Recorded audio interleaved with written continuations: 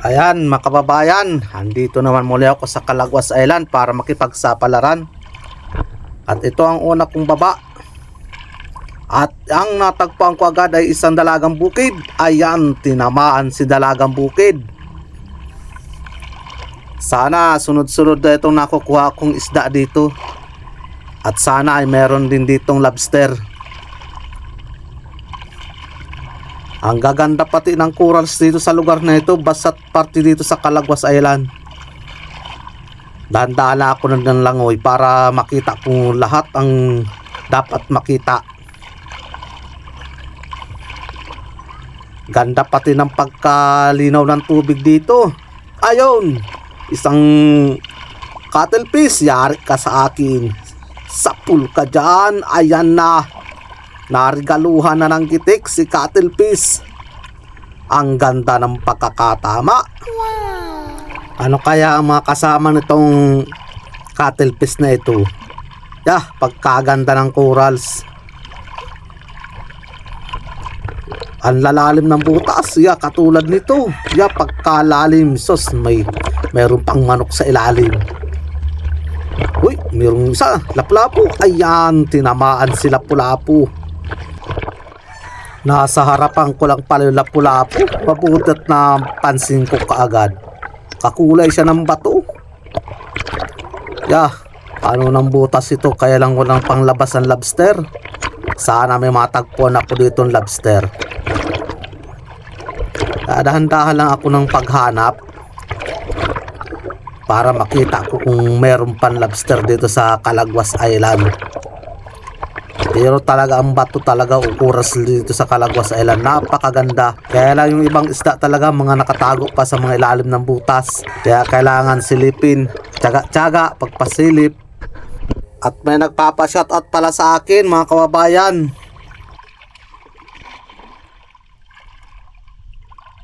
Lagi siya nakasubaybay sa aking mga vlog. Kay Margie Prutas. Shoutout po sa iyo ate at maraming salamat sa support mo sa akin channel. At sana ay mabalikan ako nung dati kong mga manunood dahil ang tagal kong walang upload gawa ng malakas dito sa amin. Ayun, may napansin akong isang kanuping sa ilalim ng corals. Sipat, sapul ka dyan. Ayan, nagitik na naman. Ayos ang tama ni kanuping. Tinamaan sa kabilang mata. Sentro sa gitikan. Ayos man talaga. Sana may mga kasama ka pang kanuping ka. Hahanapin ko ang kasama mo. Sana mayroong kasama. Ibang klase talaga ang corals dito pagdating sa Calagwas. At ayun, may napansin ako isang grupo ng maliit na isda. Ayun pa, sinabayan pa ng isang manok. Isa itong tawagin sa amin mga kababayan ay patuna.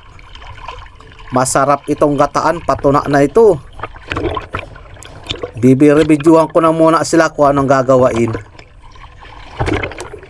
Sa ganda ng corals na ito, imposible naman hindi sila dito magsipagralaki. Sana makatagpo ako ng lobster.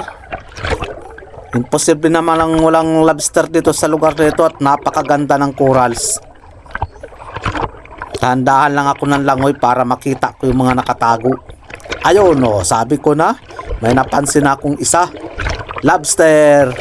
Kaya lang maliit lang siya mga kababayan. Susungkitin ko lang siya para makasuot sa malalim ng butas. Para hindi siya makuha ng ibang mga katagpo. Yung iba kayang mga katulad ko na magpana o manisid, kinukuruha yan. Ay ako hindi ko kinukuha yan. At ang iniisip ko yung mga susunod na henerasyon. Ayun, iniwanan ko na. Hanap na lang ako ng iba kung anong matatagpuan ko. At ayun pa, natagpuan ko na ang tilaok ng manok. Ito, isang lapu-lapu. Sapul kan lapu-lapu ka. At tinamaan na naman ang isa niyang mata. Ay sos, kalaki-laki ng katawan. Mata pa talaga ang tinamaan. Pero okay na yan. Ganda talaga ng kulay ng corals. Ano kaya ang kasama na itong lapu-lapu na ito? Sana meron pa itong kasama dyan sa mga tabi-tabi o o malalalim na butas.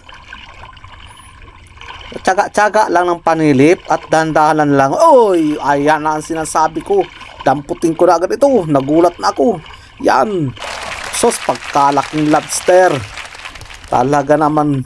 Pag ito mga kababayan yung nakaunat yung buntot niya, kapag bibiglayin mo siya ng dampot, hindi siya na agad nakakaandam.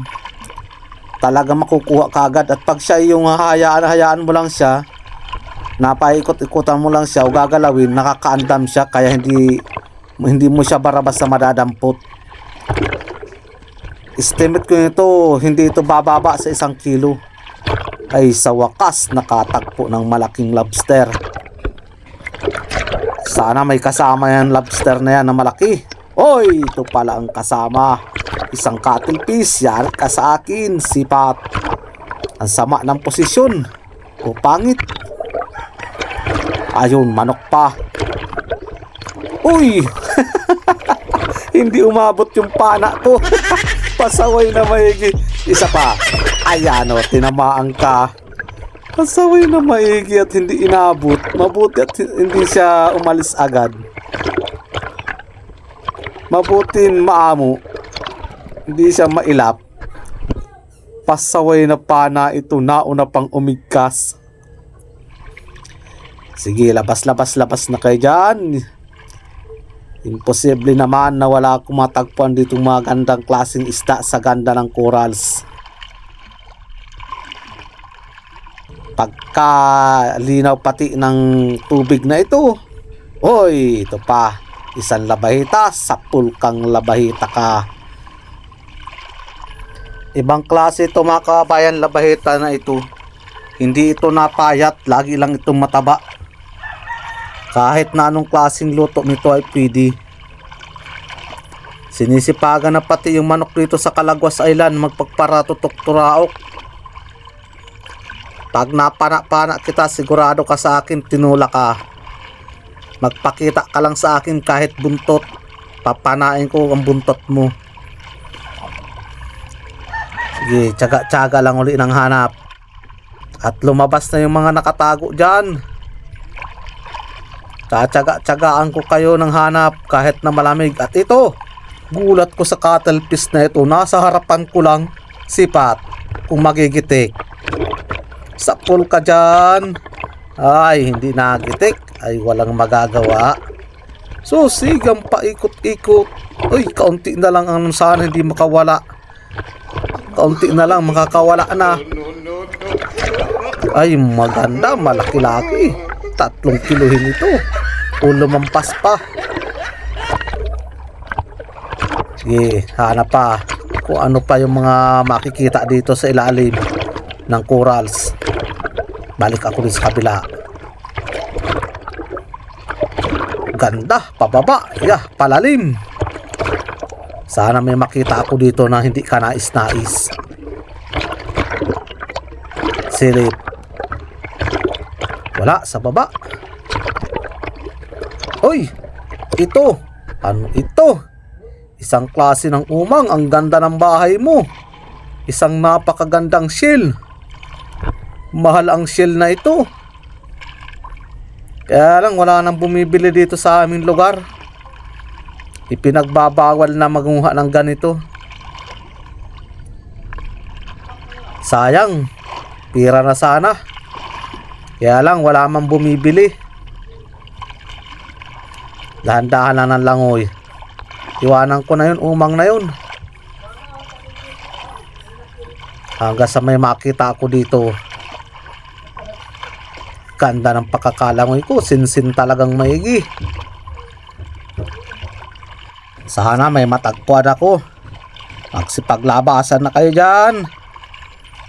Hoy! Ano yan? Lobster na naman. Ayos, ito yata yung kasama nung nadampot ko kanina. Kaya lang malayo na yun doon sa kasama. Songkitin ko siya. Mahirap dampotin yan, unat na unat. Uy, masaan ka? Yun, sumandal na yung pit niya. Songkitin ko pa. Paganda yung pisto. Ayan na. Oh, ang ganda ng pakakadampot ko. Sinabayan din ng tilaok ng manok. Ayan mga kabayan. Bagong pangitlog ito, nakawaswas na siya. Ayan o. Ganyan, napakalinis ng tiyan niya. Nakapagwaswas na. Sige na, sunod-sunodin mo ng manok ka. Bahala ka dyan. Sana may kasama pa yung lobster na yun. Hahanapin kong maigi. Narinig ko naman, manok na naman nagtitilaok. Baka ito ay binas manok na ito. Silip lang. Sige, pababa. Ang langoy ko na naman. Sige lang, baka ikaw na ang swerteng manok ka. Hoy, sinasabi ko na. Ay, malaki ito. Salamat sa iyong manok ka. Binibigyan mo ako ng swerte. Eh, labo-labo na. Hindi ito bababa sa 1 kilo. Napakalaki. Hindi ko na mga kabayan papakita ang pagdampot nito. At mahirapan ako. May hawak akong camera. Di ko na siya bibidyohan pagdampot. Mahirap na itong sakmali ng palad ko. Kailangan 2 kamay na ang gamitin ko dito. Pagkakuha ko para ito mga kabayan, masampa na rin ako at grabe ng lamig. Hindi ko na kaya ang lamig. Ayan mga kabayan, yung nadampot ko kagabi, pinakamalaking lobster. Para malaman ko kung ilang timbang, sinasabi ko nga ay pinakamalaki. Ayan ang patunay. Titimbangin namin. Kung aabot man ito ng 1 kilo. 1 kilo? Ay, Sakto. Sakto 1 kilo. sakto. Yan ang pinakamalaki niyan. Walang kasama yan. Walang halong yan. Walang halong daya. Oh, 1 kilo talaga yan. Kompleto ng galamay. Kaya lang ang problema dito mga kabayan, luno. Kaya ang gagawin namin, at minsan din na nakaisip mag-inom, gagawin namin pulutan. At ito pala mga kabayan ay medyo malakas ngayon kaya di kami naglaot. Kaya kahit para paano ay magsaya-saya man lamang. Minsan lang sa buhay. Ibabalik man din yan. Siya lang ito yung mga karap ko. Pero di naman kami makakagulpihan ng inom. Lagain mo na yan, Boy Negro. Lalagayin na namin ito ni Kanto Vlog. Managan. Tira, langoy na dito para magkuha sa bagasan. Yan mga kabayan, luto na. Sus, pagkalaki. Yan, ayan o. Kaya lang ang iniinom namin original na alak. Lambanog. Pampataba. Walang chemical.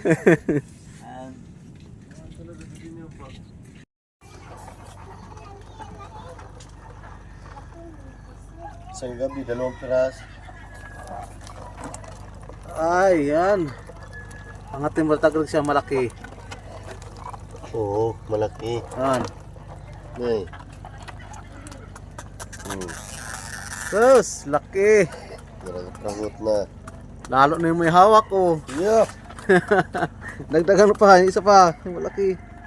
Oh, purotol na. Yan ay, kaya lang putol ay sayang. Matagal ng putol.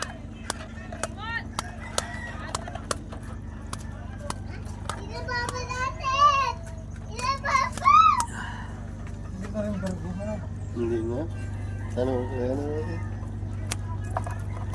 Baka makaharangin ka. Hindi gaano naglabas ang banagan ngayon doon. Grabe kayang lamig ng tubig. Purotol.